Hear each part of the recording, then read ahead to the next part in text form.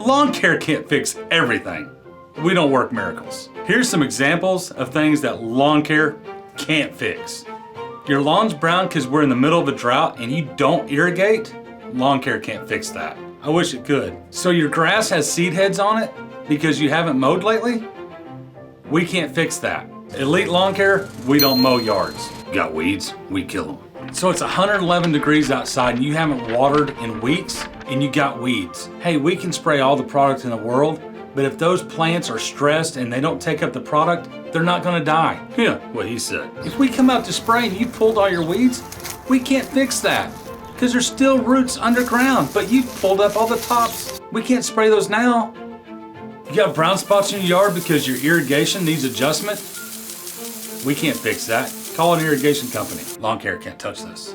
So you're doing everything right. You're mowing right, you're watering right, but you still got that one brown spot in your yard? You might check to see if there's a rock 2 to 4 inches under the soil. The heat's absorbed by the soil, but it goes down and hits that rock and comes right back up. It's like double cooking your turf. Yep. Hey, when you park your van on top of your yard and leave it there for days on end, we can't fix that.